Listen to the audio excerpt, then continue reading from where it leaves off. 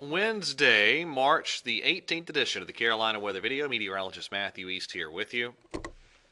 And here as we roll through the middle portions of this week, it's going to be a much different type of weather setup over the next couple of days compared to what we have seen over the first couple of days of this work week with temperatures so warm. And I'll show you those warm readings again yesterday here in just a moment. Now, as we take a look at the overall look this morning, starting with Banner Elk, courtesy of ResortCams.com. Temperature there, pretty cold, around 29 degrees with a light southwest wind, and all of us seeing some cooler temperatures moving back into the region. Now, there's the highs yesterday. Nothing cool about that. 84 in Charlotte and Jacksonville and Wilmington, 82 in Greensboro, Raleigh and Greenville, North Carolina, 85 down in Columbia.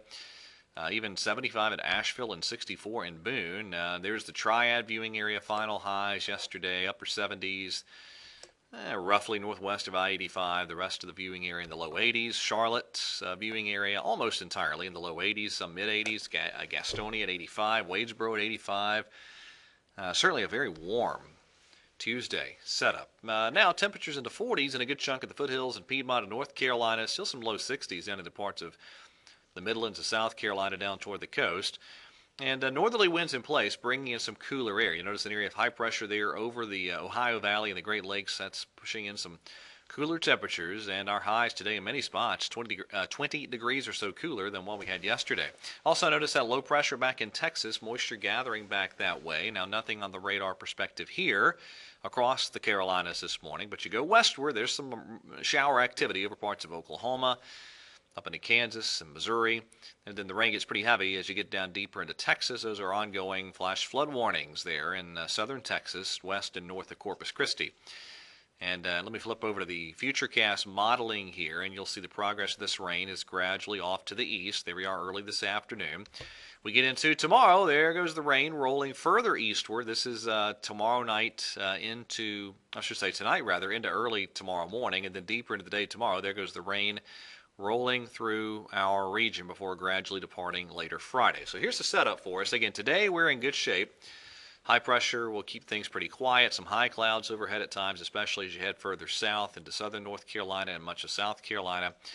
And then those clouds really thickening up tonight in advance of that system. Your highs today, cooler by a wide margin than what we had yesterday. And then we get on into your Thursday. Rain will arrive. Now, there are still some timing differences regarding the arrival of that rain between the various computer models, but the general idea here is that rain will become increasingly likely as Thursday unfolds for us, and the rain will continue through Thursday night. Highs held in check tomorrow due to the clouds and the arrival of that rain. And then here we go Friday. We start off there with some rain around the region. I think most of Friday morning can be relatively wet, but then the rain exits from west to east as Friday unfolds for us, and still pretty cool Friday across much of North Carolina with the clouds and the rain slow to gradually move out of the region. Now, rain totals, there's the European model perspective. Just about a third of an inch for Charlotte and Greensboro, half inch in Raleigh and Columbia. The GFS model, relatively similar, in the same ballpark, although Fable up over 1 inch. And then here's the RPM modeling, Futurecast. Similar relative minimum being indicated here across this general region, but also pretty good area of rain in that corridor. And that's showing up on a lot of the modeling. So I think that's the correct basic idea. Now we get on out into the longer range here. This is Sunday morning. European model tries to move a low pressure along the Gulf Coast, spreads a little bit of rain in Sunday over parts of southern North Carolina and South Carolina. We'll see how that plays out. I'll show you some of the other modeling in just a second. All right, this is the 0Z run of the GFS. Today we're in good shape, high pressure overhead, looking good. Now tomorrow, this is around daybreak, GFS already trying to bring in some rain, and then certainly as the day unfolds, see that little inverted trough there along the coast, and that's spreading some rain into the region. There's your highs tomorrow off the GFS model as temperatures held in check due to the clouds and the rain. We get on out to Friday morning. Low pressure off the South Carolina coast. Still some rain across the region that then gradually departs by Friday afternoon and into Friday evening. There it goes, exiting off to the east. Now, this is that next system on the GFS, kind of similar to the European, and some rain across South Carolina trying to scrape into southernmost North Carolina. We'll see Certainly looks like some clouds try to build in here Sunday in association with this little area of low pressure. And then we get on out to Monday. Okay, this is where the setup gets a little bit more strange.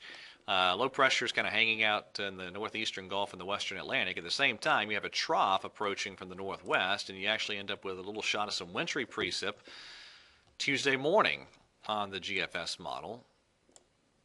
Okay. Let me show you the Canadian representation, and I'll take this one day at a time here. This is tomorrow. The rain beginning to spread on in, and the rain lingers pretty much all day Friday there on the Canadian. You get out to Saturday, and it still has some rain around. And then here we go Monday. Monday looking very wet on the Canadian model, and then as that next piece of energy moves in, again, this is Monday afternoon, Monday evening, overnight Monday night into Tuesday morning. So it also has that little shot of wintry precip. I would not bank on that at this point, but kind of interesting to see that showing up on some of the modeling.